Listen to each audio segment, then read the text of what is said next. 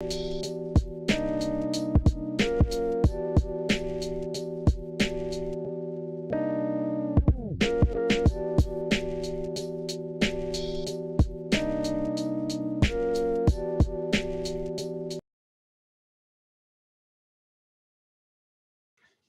it going, everybody? This is Alex Caceres, and you're listening to Story of the Fight.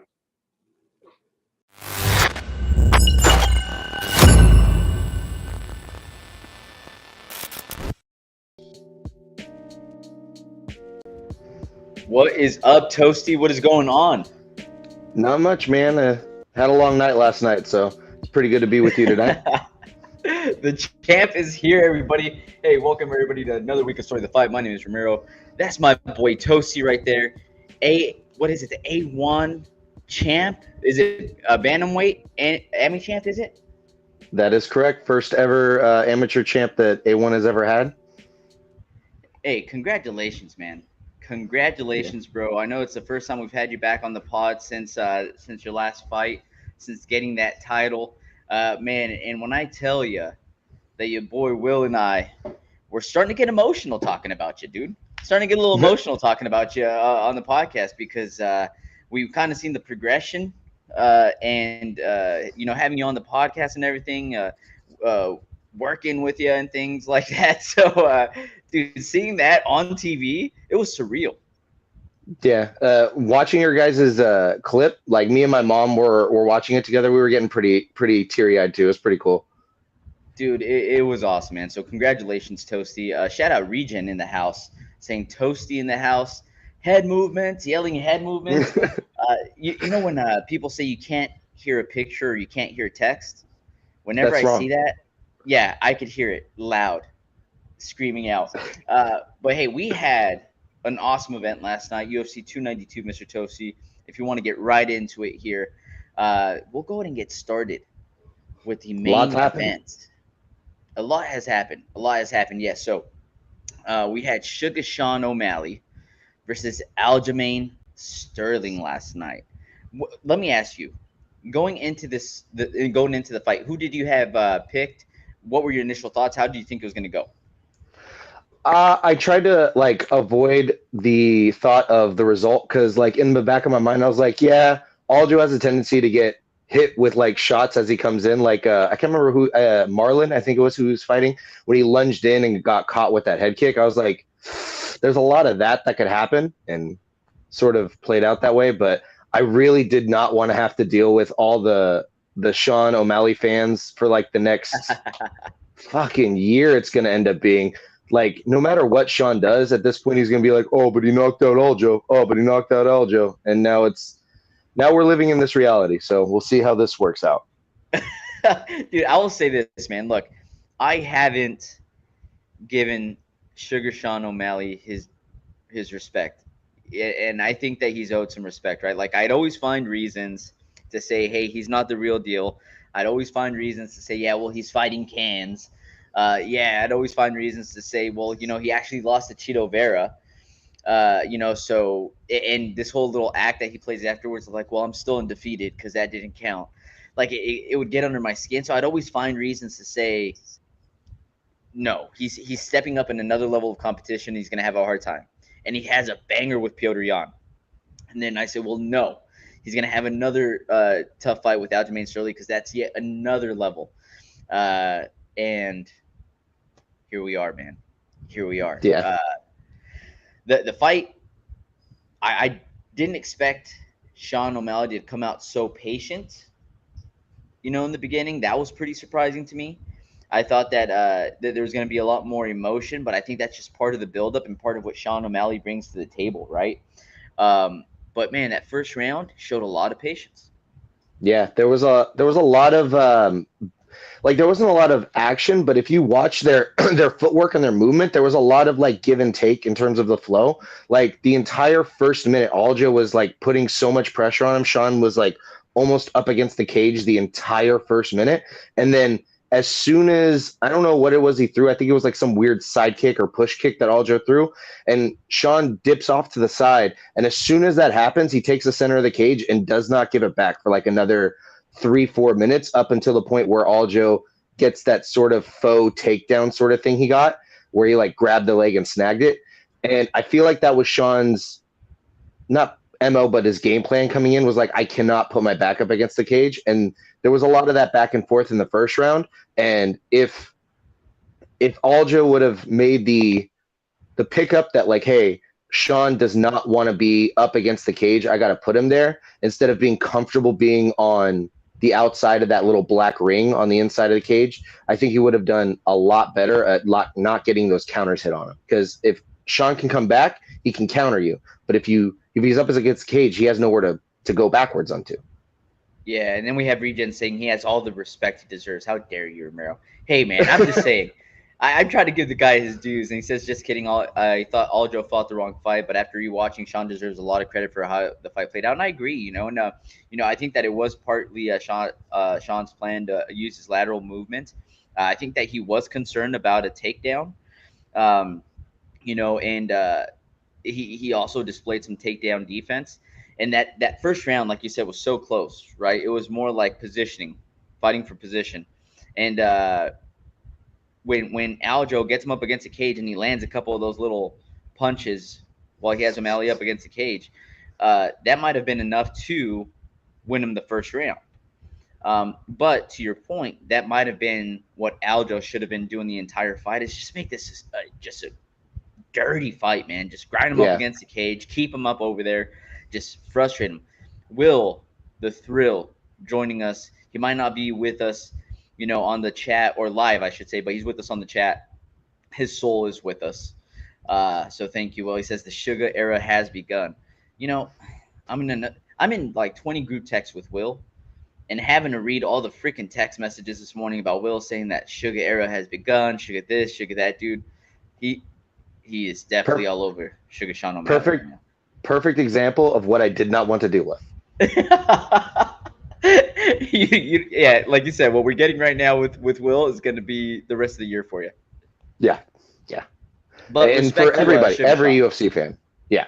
I mean, he did what he had to do, but it is what it is. I also don't think that I think that Goddard really doesn't like to see people go out on their shields, especially in title fights for some reason. And that was a little wonky of a stoppage. I think we probably should mention that a little bit. Mark could have let him at least try to come up for that single that he was about to try to go for. He wasn't like face planted on the floor, but maybe you let that go a little bit longer. Yeah, HOB Coburn coming through and saying early effing stoppage. Yeah, man.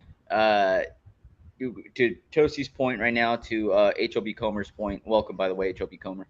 I definitely think he deserved more of an opportunity to try to recover, right? Yeah. He's a champion for a reason. Let's give the champion every opportunity possible.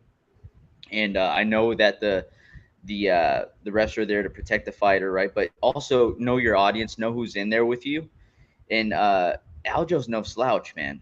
Like he's been in some fights before. I think he's only been KO'd once, if I remember correctly. Yeah. That was against Marlon. Marlon Moraes. You're right. Yeah. That one was pretty nasty. But let him try to recover, man. Let him try to recover. Let's see where this goes.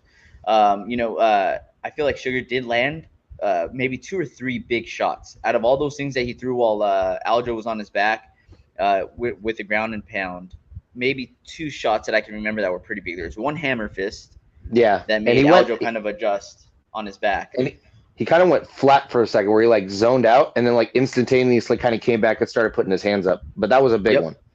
Yep. And then there was another, was it a big right, where he came down with a big right and it kind of turned Aljo's head. And I think that's the last picture that Rich had up. But outside of that, like you saw him turn right and kind of get in the turtle position. But we don't know what's going to happen from that. A little early. Yeah. But either way, again, props to Suga Sean. My bad, Suga. Should have been giving you a lot more respect for a way longer time. Got to give it where it's due, man. And I think that right now we're at that point where he definitely he's a real deal. I mean, he's a champion. Yeah, he's super talented, but like I think my respect for him my big chunk of respect will come depending on who he takes this next fight with. If he takes the fight with Merab, who deserves the next title shot, more than Cheeto, more than Henry, more than Corey, more than everybody else. I get he's not the most exciting dude, but he is the most deserving. So if Sean takes that fight, regardless of it being the worst fight for him, he will earn every bit of my respect. But until that point, saying avoid that fight like the plague. I agree. Yeah, he should avoid it. But in terms of like getting more wins and more money, but in terms of like who deserves the title shot next, it's easily Merab. Man, and HOB Comer saying they will never make him fight Merab. Did y'all see the smile on Dana's face as he put that belt around Sugar Sean O'Malley? And even when he's standing in the back, he already has a belt on to announce him. And like Dana's like clapping, smiling, looking around, like just seeing dollar signs, just fall down from the sky. He is so happy right now. Everything went right for him. All the stars aligned. Cheeto won. Chris Weidman lost, so now he could try to push him into retirement. Like everything went right for Dana last night. Everything went right. We have to be careful with how many times we mention Chris Weidman losing. Will is joining us. Might not be with us, in person, and I do not want wherever he's at to start shedding tears for Chris Weidman, because when I say that he has a man crush on Chris Weidman, man, that's an understatement. So let's be careful. But hey, shout out Monster Tony saying O'Malley coming through. So hey, that was fun. Good main event. I also, now that you mentioned Boston, it's also pretty interesting that everybody in that stadium hated Aljo, and Aljo lives like an hour away. Sean O'Malley lives across the country. Crazy, right? It's that last name, O'Malley. Yeah. All Irish people. Also, at the end of the fight, super classy. Aljo. Yeah. Oh, yeah. That speech he gave. Yeah. Oh, so he turned babyface real quick.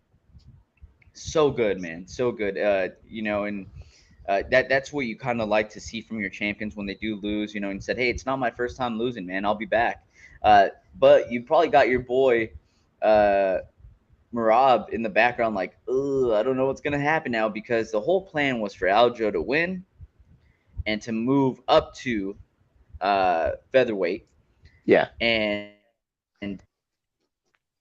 if O'Malley did that to me, what do you think Volkanovski could do to me? And he's like, I got to go back and rethink some things. And I was like, ooh, those were some strong words right there. Yeah, but also he's super emotional, and I'm sure if he thinks about it, like there's plenty of fighters that like were getting knocked out at lower weights and then moved up and like had the wherewithal to the ability to take a lot of those punches. Because I mean, he cuts so much weight that it's not surprising that he only takes one or two shots that are super big to go down at bantamweight. But I could imagine him taking quite a bit more power to go down at 45. That man cuts a lot. Yeah, that is true. That's a very good call, and who knows, maybe that has an impact on his chin as well.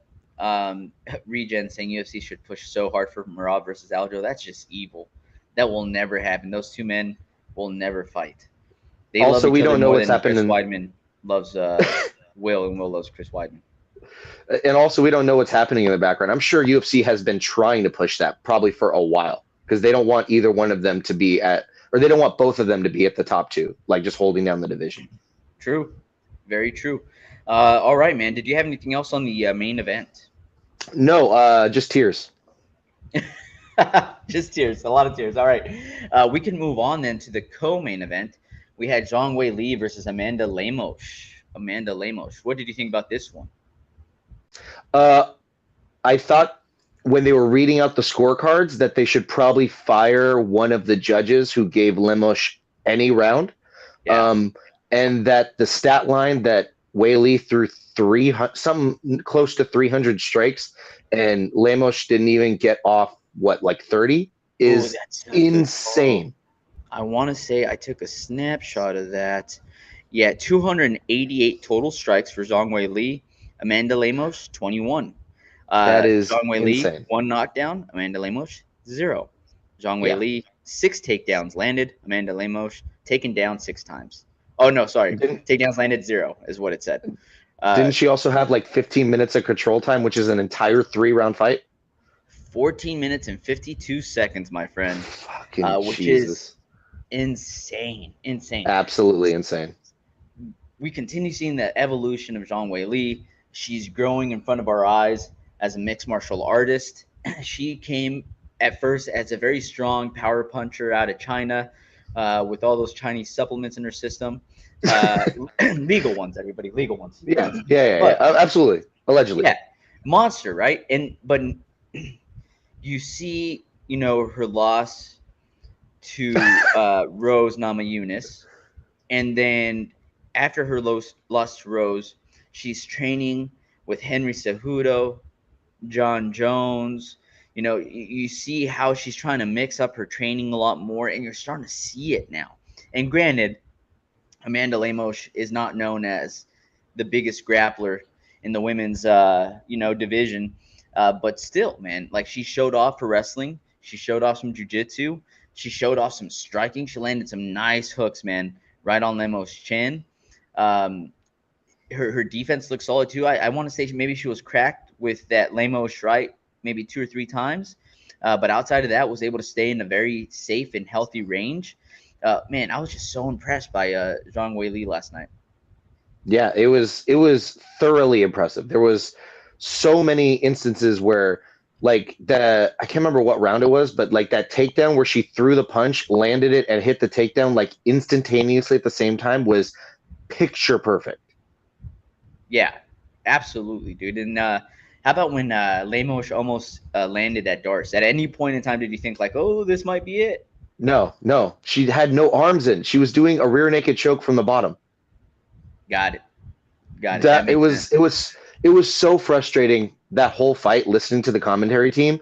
It was like watching a commentary team try to like promote a youth peewee league team playing against a high school team. It's like, come on, we all know what we're watching here. Stop it. Stop. Yeah, dude. It was overall 1 to 10. What would you rate her performance? Which one? Well, against the opponent she had, I would probably give her a 10 if she got the finish, because there were a couple sequences where she definitely could have gotten the finish. I'd probably give her like a 9.2, something like that. Other than that, it was picture perfect. It was amazing. So good. Man, I'm sorry. I'm just reading the comments off to the side. Y'all are ridiculous. Hilarious. Yeah. All right, let me say that I'll make a man out of you. That was a pretty good comment. I like that one. Yeah, that was good. Now, when we take a look at the rankings, right? Because for a while there, the women's strawweight division was just one of those divisions where it's just so stacked, and now you have Zhang Weili at the top. She's a champion. Carla Esparza ranked number 1, where we already saw what happened when Zhang Weili faced Carla Esparza. I don't want to see that again. That'll probably happen every time. 10 out of 10.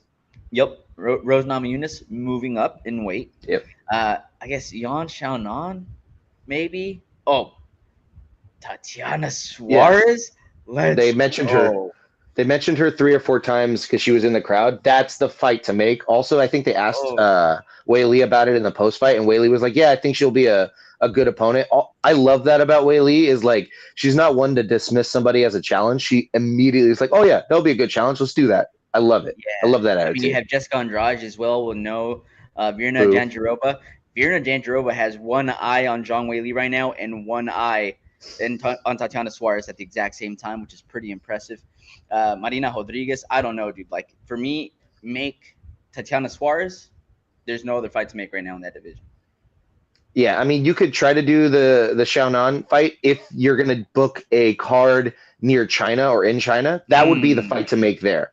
But otherwise, like, yeah, you got to give Tatiana that fight. Or give me Zhang Weili versus Tatiana Suarez, and then give me Carla Esparza. No, I think she already fought Yan Xiaonan, right? Give me Yan Xiaonan versus Amanda Lemos, maybe, and you make that one you're trying to. So you have a couple of fights with some of your top Chinese fighters. But man, that's also an interesting one. Yan Xiaonan versus Zhang Weili, both of them with those Chinese supplements just to the gills. Who knows? Yeah. The only other fight you can make. The only other fight you can make based off of the post-fight presser is Weili versus Sean. Weili versus Sean O'Malley. Dude, I was like, wait, Zhang Weili versus Sean O'Malley versus Zhang Weili, that'd be sick. Monster Tony saying Tatiana will be champ. Look, man, we've been saying this for quite some time on the podcast as well. We think extremely highly of Tatiana Suarez. She's still undefeated, and she's a wrestling monster. And we've seen Zhang Weili continue working on wrestling. It'd be such a good challenge for Zhang Weili. That's the fight to make. Also, Tatiana cuts a massive amount of weight, and she is huge for the division. Absolutely massive. Massive. But that's all I got for the co-main event. It was a good co-main as well. Really a showcase for Zhang Weili. Do you have anything else on it? I just want to re-mention, fire that ref or that judge. There's absolutely no way that Lemos won round 4 in any possible way. I rewatched it again this morning twice without the commentary, and I'm like, where did she win this round? That's crazy. He must have had a bet somewhere that Lemos would win at least one round. Maybe. Something. That was crazy. I don't know. All right. This fight, I was really looking forward to this fight.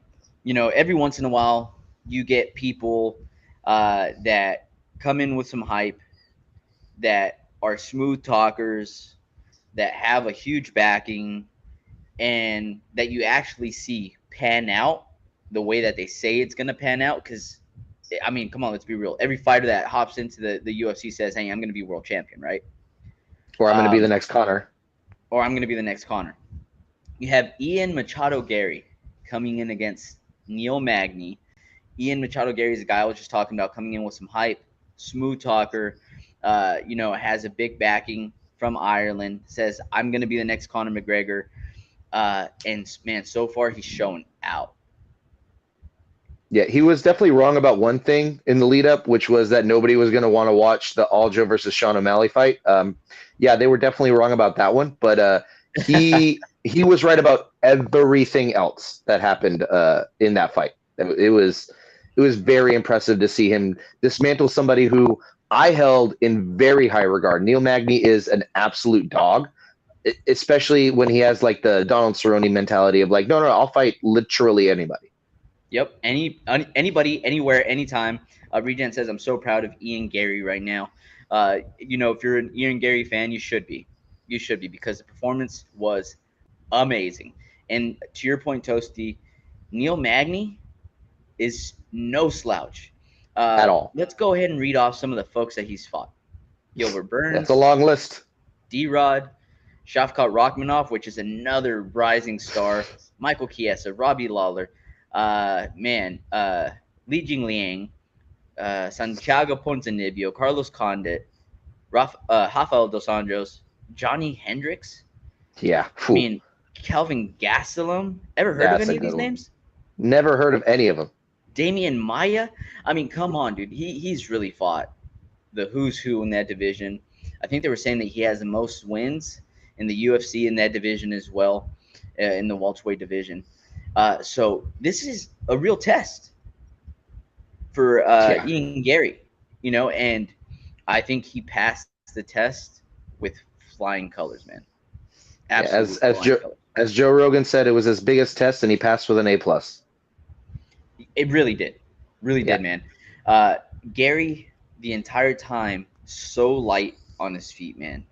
And he's a big welterweight, but he moves around like a lightweight in there. Fantastic lateral movement, devastating leg kicks. That was, for this fight, that was the story of this fight, no pun intended, where it's just a calf kick after calf kick after calf kick, and you start seeing the pain in Neil Magny's face as he continues landing those over and over again, man. Yeah. Poker face went out the door. There was like multiple times where he was like, well, I mean, we don't hear it, but like almost yelling as he hits the floor and gets kicked in the leg. Keith Peterson's probably got to jump in there a bit sooner to like tell Neil Magny to stand up instead of letting him butt scoot all the way across the cage. But those leg kicks were absolutely crazy. I don't know what in the world Neil was not switching stances for. But yeah, that leg was destroyed. He might have compartment syndrome in that leg today. Dude, and the crazy thing is, you mentioned the fact that he wasn't switching over to a southpaw stance. And usually at this level, for somebody that's been doing it this long, feels pretty comfortable in either southpaw or orthodox. and you would see him switch over to southpaw to take a couple steps back, maybe just to avoid a quick follow-up calf kick. But then he'd switch right back over to orthodox and just scoot his way forward again. And look, I'll give him props for that, man. He still continued trying to put pressure on Ian Garry, even though he was getting his leg chopped off. Ian Garry, great head movement too, man. His defense, I know we're talking about his striking right now. We're talking about his leg kicks, but his defense is also so phenomenal, man. Able to avoid a lot of big shots, catching Neil Magny off balance quite a few times. Just overall fantastic performance. So rating Ian Machado Garry on this one, what would you score him?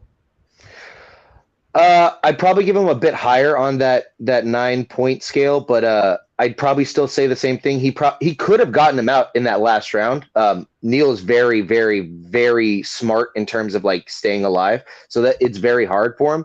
Yep. But yeah, I'd probably give him like a 9.7, 9.6, something like that. Ooh. You definitely could have gotten him out of there, but I give him a little bit more than Weili, where like I feel like Weili kind of sat back a couple of rounds where she was like, okay, I'm good, and then sort of went back into her game plan. Whereas Ian was on the pedal the whole time. There was quite a few times where he was like putting a lot of pressure on him, but Neil is very hard to get out of there. I really thought he could have finished Magny in the second round by leg kicks. Yeah. But I think he also chose not to because there was some beef there. You know, and he said, hey, I'm going to punish you. And I think he punished him as much as he could. And he did try to take him out, I feel like, the last 30 seconds to be able to say, like, hey, I was toying with this guy the first couple rounds. I put him out when I wanted to. Just didn't work out that way. If he would have put him out, man, in those last 30 seconds, it would have been amazing. Yeah. I also think that it was very smart of him to instantaneously call out a striker instead of letting the UFC try to give him any other sort of grappler person. Now, his grappling is getting a lot better, but I mean, that is the one realm that you would want to put him in, because I would not want to stand with anybody at the caliber of Ian Garry. That's crazy. Yeah, and he just continues showing that he's getting better with every single fight, man. You know, and for him, he called out, like you said, Wonderboy, Stephen Wonderboy Thompson, which it's another really good fight. It'd be a really good fight for him. Yeah, I think Neil Magny was ranked 11th, if I remember correctly. So it moves Ian Garry up a little bit, but it should Wonderboy move. Thompson is ranked 7th. So that would give him a jump even over Jeff Hands of Steel Neal, who he was supposed to have originally fought last night. And it's a great call out, man. Why not? 40-year-old fighter. And granted, he still looks good. Wonderboy still looks good. But it's a 40-year-old fighter still against a young buck. Another striker. You don't have to worry about all that grappling, like you said. Perfect call out. Yeah. I think if we had gotten that Jeff Neal fight, it probably would have been a lot, based off of what we saw against Neal, it would have been a lot of the same thing, just with like the overhanging thought of like, oh, well, Jeff could hit him with one punch and put him out. But I think we're going to end up getting the same result if those two ever end up fighting. I think so too, man. I think so too. And I still like the Wonderboy Thompson fight more than I like the Jeff Neal fight for Ian, though. For Ian? Yeah. If I was Ian's manager, I would want that fight more than I would want the Jeff Neal fight. So you give him a 9.6 after the call out. Do you bump him up to a 9.7? No. it's smart for him, but like as a fan, I don't want to see that. I want to see him fight somebody who doesn't have the skill set of every other fighter he's fought. So he probably won't fight Gilbert Burns. We saw Gilbert Burns in his corner. You know, I think that Ian is now training partly out of Killcliff as well. But he did say that after this fight, he was going to purchase a house in Brazil. Yeah, I mean, he's basically coming a Brazilian. Right? His wife's Brazilian? Yep, that's why he took the changed name so that his kids can be both, you know, part of both cultures type stuff. That's awesome. I thought it was just because his wife is absolutely gorgeous, and he was like, yes, whatever you'd like for me to do, I will do. I'm sure that has a lot to do with it. But props to Ian Machado Garry. Fantastic performance. we can move on here. We also had, let's see here, Mario Bautista versus Damon Blackshear. Blackshear just 1 week removed from another fight. Yeah, And doing the Andrew Toasty. Doing the Andrew Toaster, just fighting 1 week after another. That's what they call it now, doing the Toasty. Yeah, that's exactly what it is. We'll use it going forward on the podcast. Yes, I like it. My guy pulling the Toasty here. But yeah, so he fought last week. He wins via twister, only the third one in the history of the UFC. There was a couple fights last week that went through rather quickly, right? You had Terrence McKinney, who was like, I'll fight next, I'll fight in Boston. And they're like, really, next week? He's like, wait, that's next week? Give me a month. Never mind. Actually, let me pump the brakes. But Damon Blackshear said it and meant it, dude. He said, give me a fight next week. Here he is. He fought Mario Bautista. What'd you think of the fight? I thought it would have been one of the coolest stories if he had gotten caught in that twister that they were almost in. I think it was like the second round or something like that, where he had like half his leg hooked on one of Mario had Blackshear's back and like hooked his leg underneath. But other than that, it was a really it was an exciting fight for like people who know a lot of like scrambling positions and stuff like that. I know a lot of people don't like the grappling stuff. They kind of just want to see stand up. But like for somebody like me, I think it was super exciting to see them doing all their scrambles and stuff like that. Yeah, man. How did he score this? Because I see some people saying it was Blackshear. I see some people saying it was Bautista.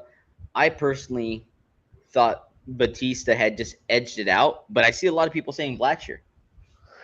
I feel like if you asked me to judge it, I probably would have given it to Bautista. But if like somebody like my compatriot was like, my other judge was like, oh, I gave it to Blackshear, I'd be like, yeah, that makes sense. Yeah. As long as it wasn't the same judge that gave a round to Amanda Lemos. Yeah, I wouldn't talk to him. HLB Comer saying, why was this fight on pay-per-view? Well, he was originally supposed to fight Cody Garbrandt. Cody Garbrandt is a name, but I'm with you, HLB Comer, because I would have thought like, hey, let's move Brad Tavares and Chris Weidman up to the pay-per-view, and let's move Mario Bautista and Damon Blackshear down to the prelims, but then they probably wouldn't have had a big name to cap off the prelims. So yeah, I think that's the biggest thing is like they've been trying to do this thing, the UFC is, where they like make the prelims and the early prelims almost like their own separate like event. Where they want to make like a main event for the prelims. I get they have like a headliner prelim, but like it's all just one card, man. Like why do we got to do this whole separate thing on different apps and like talk about it like it's a whole nother thing? Like it's all just one event. Why don't we just make the fights, book them as they make sense? Like one. Yeah, exactly. Why is it that a ranked fighter, I think it was Andrea Lee, I think she was like ranked 11 or something like that. She was on the early prelims, and then you have fighters who are unranked on the main card. Like, what are you doing? Yeah. No, I feel you, man. I feel you. Shout out Blunderbub. Says, I'm learning so much this week without Will here to enable my UFC hater mode. Dude, it's so funny because going into the podcast, I was wondering, I'm like, man, I wonder if anybody's going to, just shit on Dana White this episode for Blunderbub. I don't know. But Blunderbub, welcome. Hopefully, if you don't follow me on Instagram, Blunderbub, it's SOF_Miro, MIRO, and hit me up about the Super Leg fight on Friday, and we could chat there about it. But yes, we are missing Will's haterism of the UFC. His biases? Heavy, man. He's more biased towards one than Dana is towards Suga Sean O'Malley winning the title. You know what I mean? It's pretty bad. It's pretty bad. Or as Dana is against cross promotion. Oh yeah, Will's bias is way heavier than that for sure. But all right, let's move on. We're just shitting on Will now. As Will says. So funny. All right, now we move on to another fun fight. We had Marlon Chito Vera going up against Pedro Munhoz. So Marlon Vera, again, he's the one that has given Sugar Sean the blemish on his record. That one loss comes to Marlon Cheeto Vera. And Cheeto somebody that, for me, like teeter-totters back and forth between title contender, non-title contender, title contender, non-title contender. This might be the closest he'll be able to get. If he is able to solidify this fight with Sugar Sean O'Malley for the title, I think that will be his one shot for the title. What do you think? I think I don't think he deserves the title fight. But if he's patient enough and he wants to wait, I think he can get it. Like if Sean ends up beating whoever he fights next, and then let's say like Cejudo is injured or Sandhagen's still recovering, I think that'll be like his window of opportunity. But I think Cheeto kind of has that attitude of like, I want to fight. Like I kind of need to keep active, which is not a bad attitude. It can get you away from a title in terms of like not giving yourself the best opportunity. But I think if he waits it out, he can get the title fight. I don't think he deserves it. I think he should, in terms of getting the deserving fight, I think he should take one more fight. But if I'm his manager, I'm going to tell him to sit his ass down and wait it out. So check it out, man. He's lost to Song Yadong, lost to Jose Aldo, lost to Corey Sandhagen. And like I said, when I feel like he's really getting close to really earning that title shot, a loss pops up, right? And look, he's beat Davey Grant, Frankie Edgar. Let's be real here. Frankie Edgar at the end of the career. An older Rob Font. Dominic Cruz, who's ancient. Pedro Munhoz, I believe, is 39. And I'm not trying to shit on Cheeto Vera here. I'm a big fan of Cheeto Vera. I love watching him fight. Ecuadorian, right? I love his backstory, man. Just awesome. But when he really fights that, like, next level, that echelon within the featherweight division, or the bantamweight division, I feel like he picks up a loss. So, man, I'm trying to really get excited for the thought of Cheeto Vera versus Sugar Sean O'Malley, but I'm still thinking, hey, we got to throw somebody else in there. I think if the UFC want to make the Cheeto and Sean fight and they end up booking something else for Sean, I think they have to give Cheeto a 5-round fight, because I just don't think he's built for 3 rounds. I don't know how he won that first round. He did not have his foot on any sort of gas pedal. He was definitely hitting some punches, but man, Pedro was throwing like a million strikes before Cheeto would throw like 1 or 2. So if you are going to give him a fight, you got to give him something where he can slow start and then pick it up at the back end. Oh yeah, for sure. By the way, story of the fight for this fight, that piston of a jab, man, from Cheeto Vera. As soon as he found that jab, it was game over. And I'm going through and I'm trying to find pictures for the slides, right, for the podcast. And a lot of the pictures were that left landing right on Pedro Munhoz's chin or nose. Some of the pictures were Marlon following up with that straight right after that jab, the 1-2. It was a nice boxing performance from Cheeto Vera. Yeah, that red makeup did not do Pedro well when those cards got read out. No, not at all, man. Now, first round, I feel like Munhoz probably did enough to take that first round. Last 2 rounds, Cheeto Vera. Yeah, I think the last 2 rounds, or the beginning of the second round, is when Pedro started having a major problem with Cheeto's reach. I think that was like his biggest problem for the fight, was he couldn't find a way to get close enough to hit those big combos that he likes to throw, and it was his leg kicks that were landing. But after the first round, I don't see how you can give Pedro the second and third, but I just don't see how he won a 30-27. That makes no sense to me. Yeah, no. I agree, man. By the way, we had HOB Comer saying, why should UFC do cross-promotion? Makes absolutely no sense for them. And look, when I say they should do cross-promotion, that's from a fan's perspective. From a business perspective, if I'm running the UFC, at this point, we already have earned the title of best organization, mixed martial arts organization. We've earned the title of having, or the right to say we have the best fighters in the world in our organization, and I wouldn't want to risk that. So from a business perspective, I get why they don't do it. From a fan perspective, I want to see it. I could give you one example of how it would work out in the business perspective, but I do agree. Like most of like the business realm, it makes no sense. But I'll give you one point.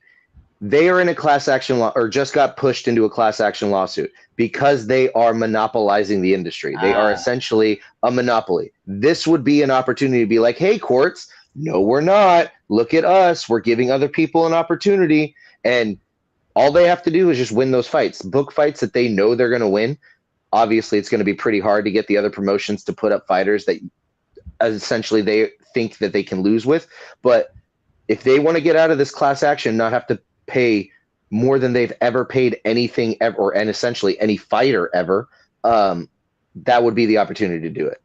Lawsuit schmawsuit, says HW Code. Yeah, you say that till they go bankrupt and have to sell the company and turn into Pride. They won't Part go 2. bankrupt, man. That's why they're not giving more bonuses out. Okay, they're putting that in the budget. All right, they got to give it to the Milk Boys. Yeah, exactly. They got birthdays too, man. All right, that was it for the main card. We can move over to the prelims now. We had Will's boy, like I said, Chris Weidman going up against Brad Tavares. Man, UFC not throwing any layups for Chris Weidman, huh? No, not at all. I think Dana knew. This is why I said, like, I think Dana was like happy when Chris lost because he wants him to retire. There is no way you book anybody against Brad and you're like, oh, this is going to be an easy fight. Like, come on, dude.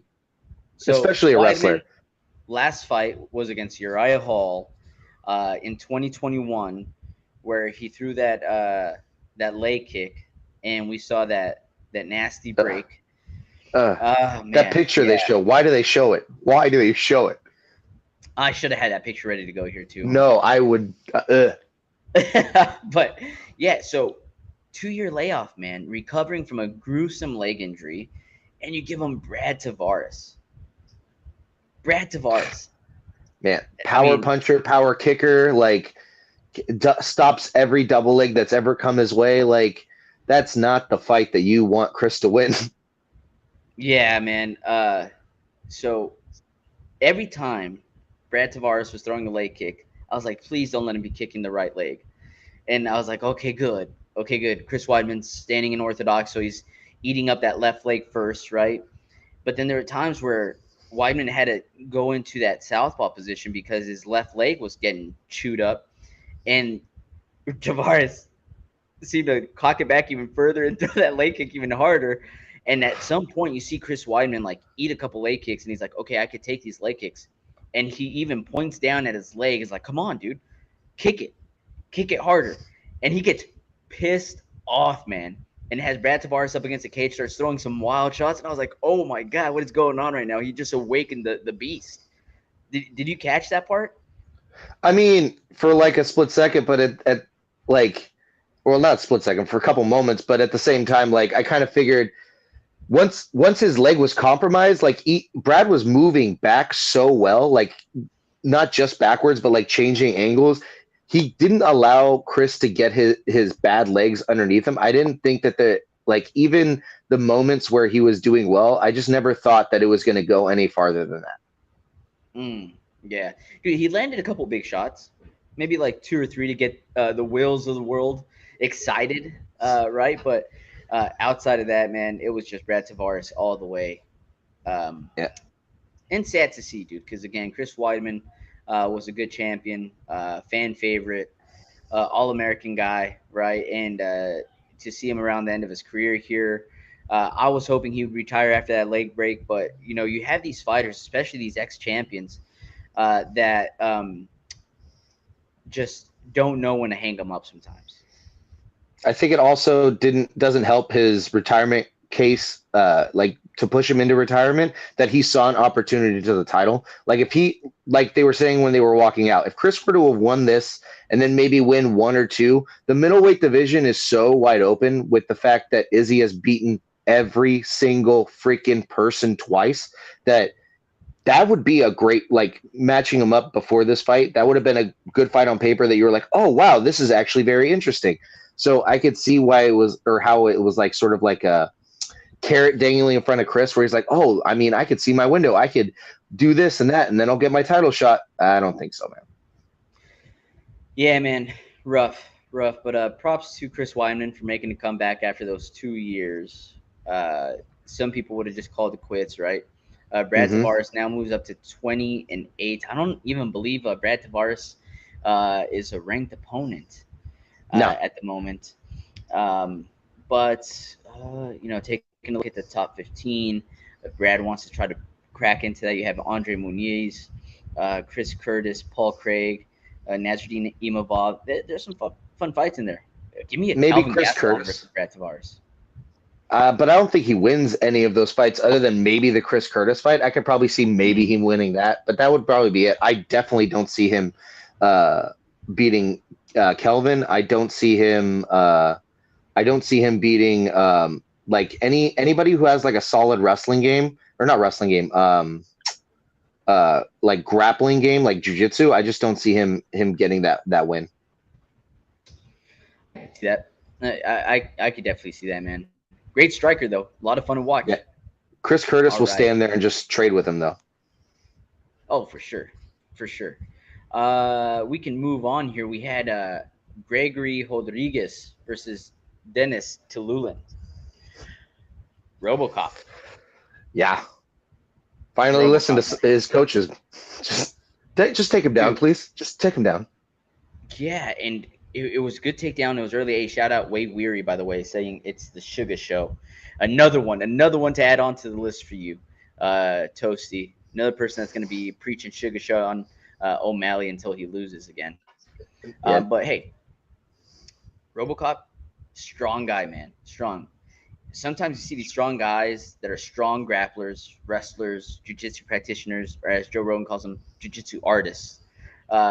Land a couple big shots in some fights, knock out some people, and then all of a sudden they fall in love with those hands, right? And that was RoboCop for a while. I feel like he got a couple KOs, and after that, he's coming in, chin straight up in the air, throwing wallet shots, and he'd eat some big shots in the process.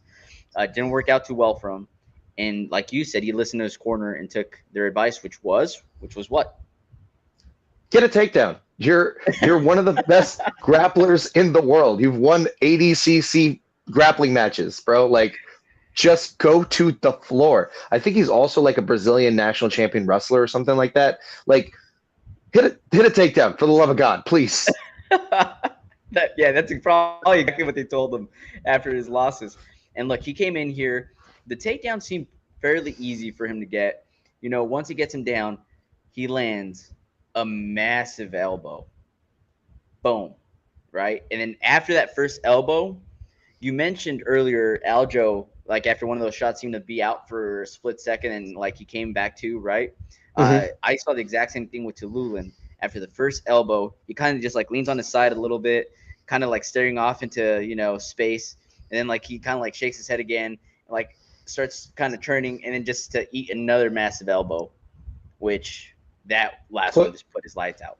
Yeah, he was out. As soon as like he got up, they were like, "Oh, it's a TKO." I was like, "Nope, he's unconscious." Yeah, it was gnarly. And this is right. Look at the ref. He's like, "Well, he seems out on the first one. Let me make sure with the second one to see if he's really out." And dude, that was an elbow straight from Brazil, dude. It was massive. Yeah, that thing hit hard. Yes, bounced his head off the canvas like a basketball.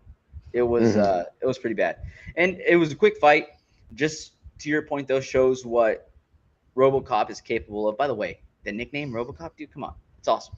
I love it. Yep, and the way he says it is so cool. Like in that Brazilian accent, he sounds like a Holobaugh.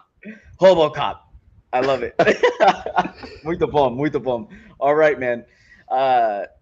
I believe we'll cover the last couple of fights here, and then that will be it. We'll go into the administrative stuff, but we did have the tournament championship fights for both the lightweight and the bantamweight divisions from Tough. We had Kurt Holobaugh versus Austin Hubbard. What did you think of that fight?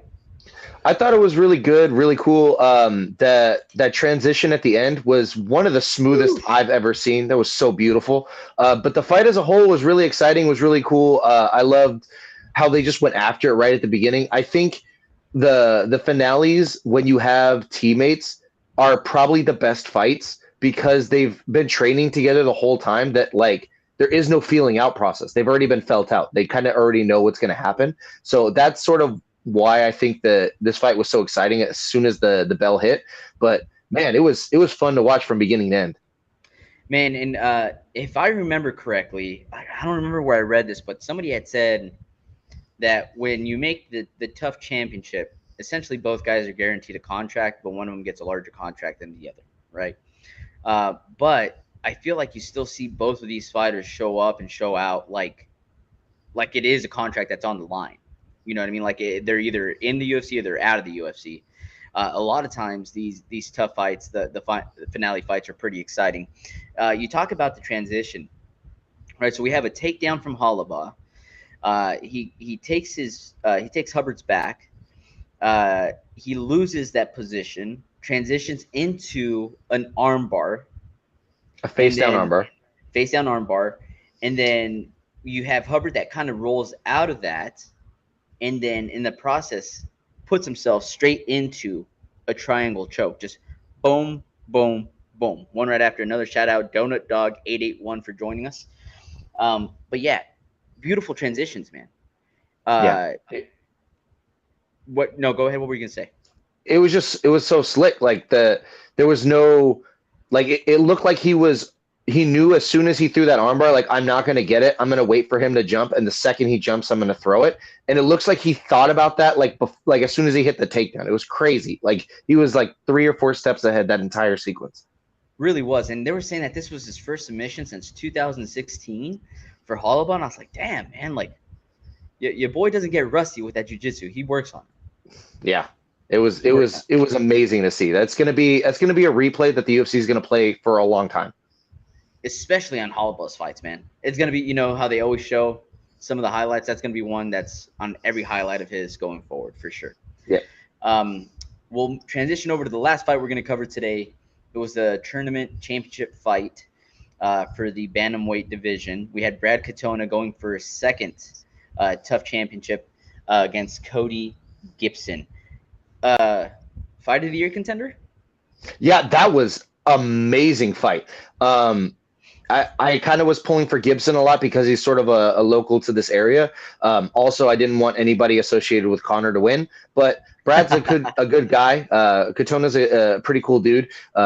That fight was absolutely amazing. Banger from beginning to end, nonstop. It was awesome, man. And Gibson, when the fight first started, I was like, he's huge. He's massive for this division. Yeah.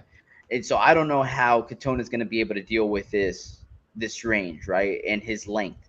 And right away you see Gibson putting on a lot of pressure on Katona. But it was pressure within his range.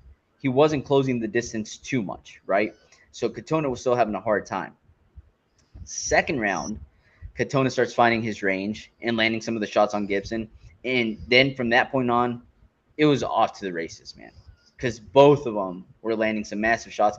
I mean, the fight is pretty much explained with the 2 pictures that we have here. Go to the last picture, Rich. So Katona punching Gibson's face, Gibson punching Katona's face, and then Gibson getting punched, Katona getting punched, just for 2 for 15 minutes. Just keep doing that for 15 minutes. You have watched the fight. Yeah, and then that third round, man, Katona starts finding the jab a little bit, double jab, triple jab at one point, and I was like, okay, man, Katona, here we go. A little dirty boxing, pulling Gibson's head down. When Gibson would try to bob and weave, he'd pull his head down and land a couple uppercuts. You just see the head snap back. I was just like, oh my God, what a fight, man. Those big uppercuts definitely fucking helped him out in the judges' eyes at that last round. I mean, he was going to win that last round no matter what, but the visual of his head literally snapping back like 3 times in a row from those uppercuts was thing of beauty, huh?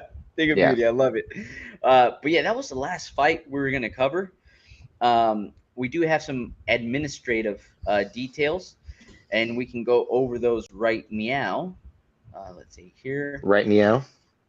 Yeah. So did you want to go and cover these, Toasty? Do you want me to cover them? How do you want to do this? I mean, yeah, you can go over them. I can fill in on the back end. Perfect. All right. I have them right here as well. Earlier, somebody said, why was Mario Bautista with Blackshear on the main card? on the pay-per-view card, and that's because Cody Garbrandt was supposed to be fighting Mr. Bautista. You also had Rob Font versus Song Yadong. Again, I'll go down saying that that's the best name in all of mixed martial arts, is Song Yadong. Jeff Hands Steel Neal, who had a back out against Ian Machado Garry. Worked out just fine for Ian Machado Garry, not so much for Neil Magny. And then Henry Cejudo versus Chito Vera would have been another fun fight. Yeah, I think we should start calling Cody Garbrandt Mr. Fragile or something. Dude, man, it sucks. Everybody that listens to podcasts knows I was a huge Team Alpha Male fan. Still am. Cody Garbrandt coming up within that Team Alpha Male system. Was a big fan of Cody Garbrandt's. And kind of to see him at this point of his career, man, with his chin, he's not able to take any big shots. He's injury riddled at this point in his career. So I just hope that he's set enough money in the bank, got enough investments going on to where he can not count on these fights so much. You know what I mean? Yeah, I mean, the super skilled fighter, like the man, you could watch him hit pads or any of his old fights. Like he has amazing skills. His footwork is crazy. His head movement is great. Speed is insane. He has great technique, but fights happen, dude. Like you could book 100 fights and there's no guarantee you're going to win any of those fights. Like MMA is a crazy sport. It's why I almost would never put money on any fight ever. But like, if you think about it, like there's no reason CM Punk couldn't have won a fight in the UFC. Like that's insane. That's insane to even say out loud. Yeah, man. And I mean, that was it for the moment of silence. We also had some monies that was handed out. We had Sean O'Malley come away with $50K. We had Zhang Weili come away with $50K. And then Gibson and Katona, both for fight of the night, $50K each, man. So 4 people received a bonus. Yeah, it's almost like they probably could have given more people money, but we're back. Don't got a lot of money. Again, they have a class action lawsuit, dude. They got to save all the money they can get.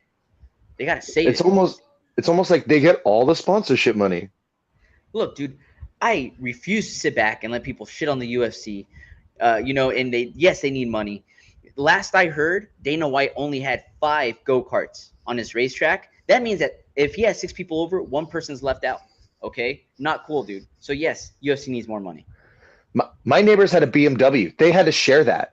You don't know what I went through. Chael Sonnen, bro. Oh, my Sonnen, word. I love it. All right. Next week we had we have the return of Max Holloway versus Korean Zombie, man. What a matchup. Yeah. It's going to be a fun fight, but I'm going to be sad because nobody likes to see Korean Zombie get beat up. But that's probably what we're going to see. These guys lose. So, yeah, why put this together? We have Giga Chikadze versus Alex Caceres, our boy, friend of the podcast. And Giga's been gone for a while, too. I think he's been gone for like 2 years. Let's see here. So Alex Caceres right now is ranked 15th. Okay, he broke into the top 15. Giga Chikadze is ranked 9th right now. So that would be a huge jump for Alex Caceres if he's able to pull this one off, and I really hope he does. Let's see here. Who else do we have? We have Talia Santos versus Blanchfield. Junior Tafa's always fun to watch against a Parker Porter, going up against Parker Porter, so that should be a fun one. Let me see here. Is there anybody else that really jumps out at you? Njokuani versus Oleg Zajac. Yeah. Well, Njokuani always has a good fight, so like that'll be entertaining. Songwoo Choi is going to be fighting as well. And man, right when you need Will, yes, Yasaku Kinoshita. Yeah, good one. Toshiomi Kazama. Kenan Song. Where's Will when you need him? I'm sure that he's going to hop on the chat later on and be like, let me tell you about the history of all these fighters, where they came from, where they grew up, what they eat for lunch. Man. All right, but that's all we got. Do you have anything else, Toasty? Yeah, I actually, me and A1 have been in some talks. They haven't announced the card yet, but it looks like I'll be making my pro debut on the A1 card on October 21st.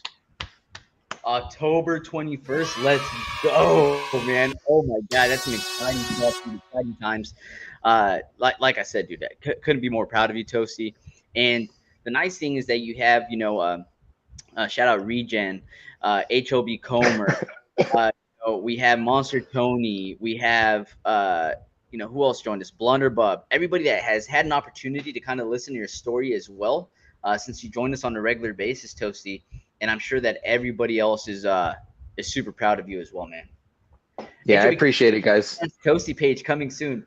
Dude, you need a manager, Toasty? I got you, dude. You'll be my OnlyFans manager for sure. There you go, dude. There's picks for like to like screen through them. I'll just manage your page. You're fine. But yes, Blunderbub, HOB Comer again, Donut Dog, Way Weary, Regen, Will joined us as well. So a lot of people joining us, chatting, makes it so much more fun. Monster Tony, whenever we're able to talk fights with everybody as we're going through and covering the fights ourselves. If you like listening but you don't like watching, then you can find us storythefight.com, and it shows you all the different podcast sites we're available on, or all the different avenues. And please tell your moms, tell your aunties, tell your sisters, tell your cousins, tell everybody about Story of the Fight if they like MMA. We're trying to reach 5,000 subscribers. We're about 150 subscribers away. Toasty, do you remember a few weeks back we're like, hey, we're trying to reach 3,000 subscribers? That was about a week and a half ago. Yep. It becomes like a snowball. As soon as you start getting a few, they all start coming in. Yeah, so now we're right there, so close to reaching 5,000 subscribers. So really, really appreciate all the support from everybody. And again, Toasty, thank you so much for joining us, man. It's always so much fun whenever you join us on the podcast. And I feel like every time we hop on, there's more belts in the background. Look at that. Look at that. Hey, my guy, keep on doing your thing, man. Super proud of you, bro. And just so you know, Toasty, in case you didn't know, this podcast right here, produced by Richard Bustos. All right, everybody. Who would have thought? Listen another week. Story of the Fight.